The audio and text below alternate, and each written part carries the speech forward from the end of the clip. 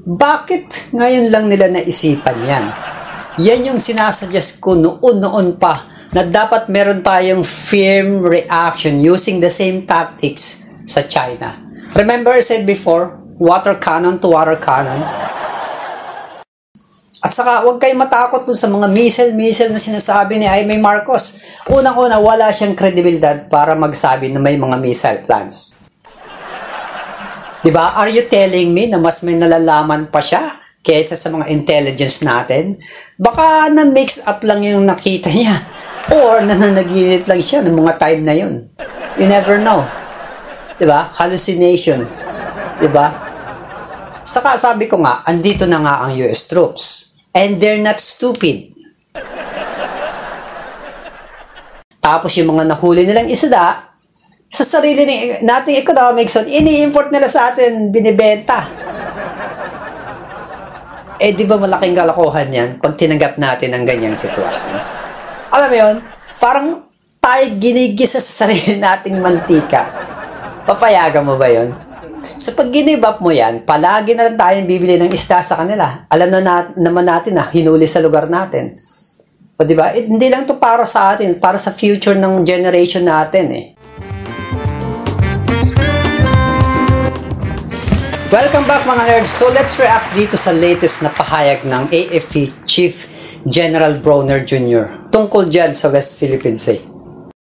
We will apply the same level of force that would allow us to defend ourselves. For instance, kung gumamit po siya ng kutsilyo, gagamit rin tayo ng kutsilyo.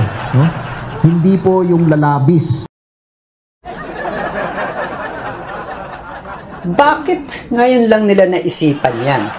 Yan yung sinasuggest ko noon pa na dapat meron tayong firm reaction using the same tactics sa China. Remember I said before, water cannon to water cannon? Chinese knives against Pinoy arnis? Exactly, a firm response. But it doesn't mean we are declaring war. We are just defending ourselves. We are not the aggressors. By using the same great tactics laban sa mga Chekwa dyan. Hindi ko maintindihan, bakit ang daming Pinoy na takot mag-retaliate sa China?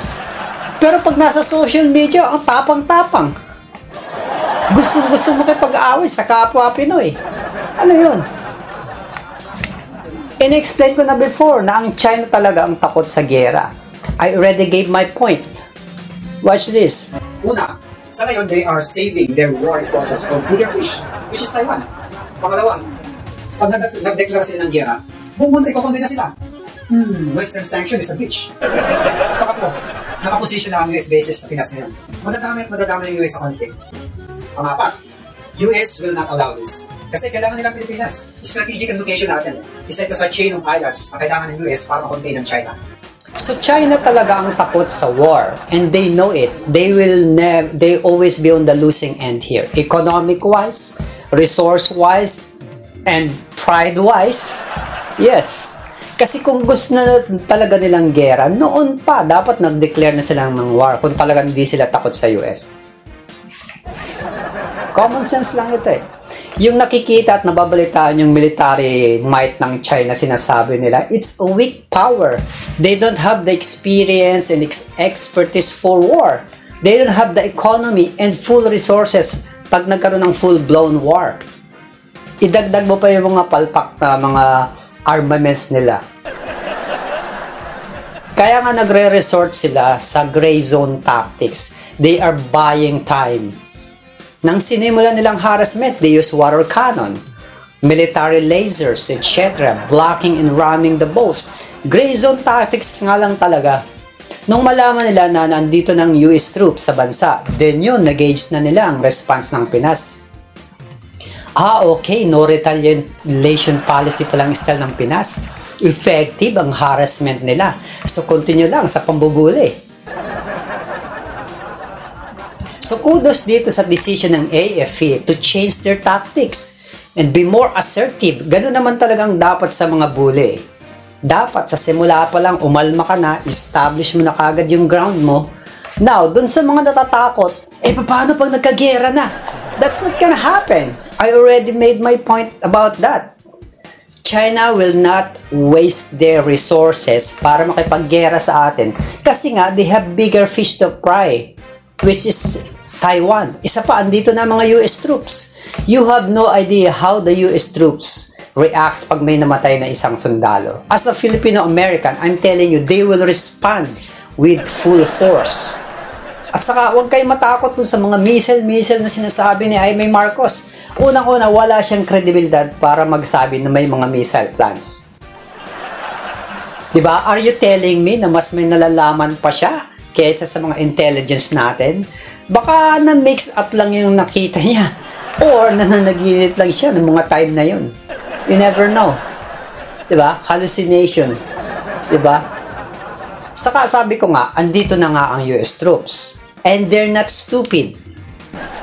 While tayo, meron tayong sariling diskarte kung paano natin pakitunguhan ng China, sila, pagtungtong pa lang nilang dito, nakamonitor na ang lahat ng galaw ng China. They have all the technology and resources, experience, and always ready for a blown war. Full-blown war. Already for any eventuality. Bawat galaw ng US military, palaging advanced at planado ang bawat taktika. Hindi sila pupunta dito para mapahamak. Bago magplano ng launch ang missile ng China, na-intercept na ng US at nabomba nila yung location. At kung makalaunch man sila ng China ng missile, bago dumating dito yung missile, na-intercept na yan dyan sa South Korea at saka Japan kasi may US bases din dun.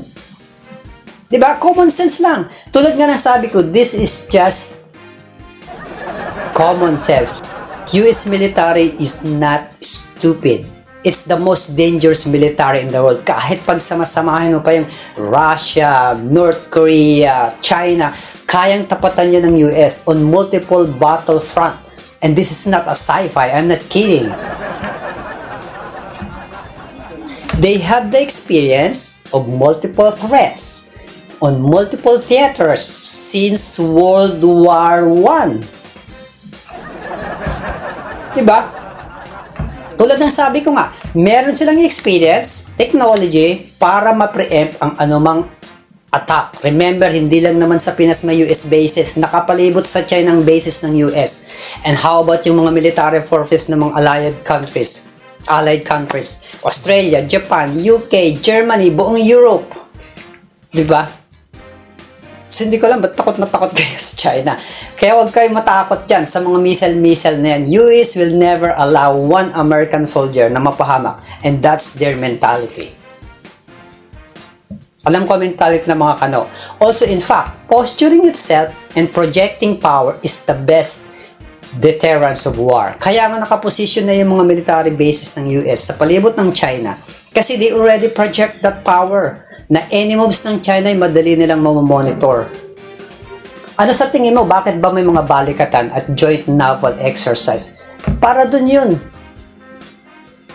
Para ma-maintain yung coordination ng mga alyansang bansa kung sakaling may gagawin ang China.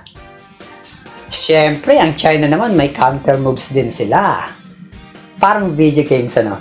Yan nga, yung South China Sea, kasama na dyan ang West Philippine Sea. Yan lang talaga ang habol ng China dyan. Para makapag-build ng mga military bases sa mga islands dyan. Para pantapat nila dun sa chain of islands ng bansang nakapalibot sa China. Kaya dapat natin ipaglaban yung West Philippine Sea kasi yan ang isa sa strategic location ng China. Pag ginibap mo yan, magkakaroon sila ng kaunting advantage, kaunti lang, against the alliance. At isa pa, ang natural resources dyan sa West Philippine Sea, ito, importante ito, ay malaking ecological effect sa mga islands dito sa bansa natin. Ito, importante ito. Fact check nyo. Hindi ba't sinira nga nila yung mga corals at mga giant clams dyan para maitayo lang yung mga military bases nila? Tapos nag-overfishing pa sila dyan, nagano ng mga oil rigs, so wala talaga silang pakialam sa consequences ng destruction nila dyan. Basta ang gusto nila ay ma-establish yung strategic location nila. Tapos yung mga nahuli nilang isda, sa sarili nating economics, ini-import nila sa atin, binibenta.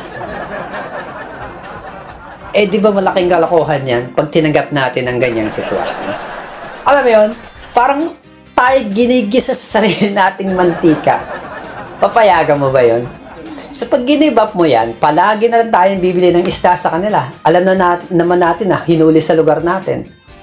O diba? Hindi lang to para sa atin, para sa future ng generation natin eh. Pangalawa, tulad nga ng sabi ni PBBM, yung problema sa South China Sea is a world problem. Hindi lang yung mga bansang malapit yan ang apektado. Yung South China Sea kasi isa sa main passage ng world trade shipping. So pag nakontrol na yan ng China, pwede na lang i-hostage ang economy ng buong mundo. Hindi naman gagawin ng China yan. Anong hindi? Yung West Philippine Sea pa nga lang, kinokontrol na nila, pinagbabawal na ng fishing at resupply mission. Hindi ka dyan. Diba, common sense. So akala nyo hindi tayo apektado. Pati tayo damay dyan. Kaya yung mga tao na makasarili, ayaw nang makialam sa problema, sasabihin, problema na nila yan. Yun ang akala mo. Dapat advance tayo mag-isip eh. Ngayon, dapat iniisip natin yung kapakanan ng lahat, hindi yung sarili lang natin. Yan ang lagi kong pinopromote sa mga komentary ko. Yung di natin pakikialam ay pwedeng magdulot ng kasiraan sa mga neighboring countries natin. So, akala natin hindi tayo apektado, eventually sa atin din babalik yan. Para naman sa mga nagtatanong, bakit maka-US kayo? Di ba dapat neutral lang tayo? Dapat lahat kaibigan natin, pati China. Pala kaibigan naman talaga tayo, wala namang problema dyan eh. Pero, sasagutin ko yan sa pagbabalik ng Nerds Point. Ibang topic na kasi yan. At saka medyo mahaba-habang explanation yan para malinawan kayo. Magandang talakayan yan eh. But, by the way, nire-reiterate ko lang na dapat di kayo basta-basta naniniwala sa mga napapanood nyo online.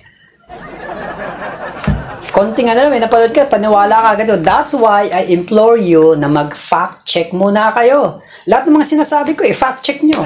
So you would know if I'm bullshitting or not. Ganun lang yan. We'll be back mga nerds.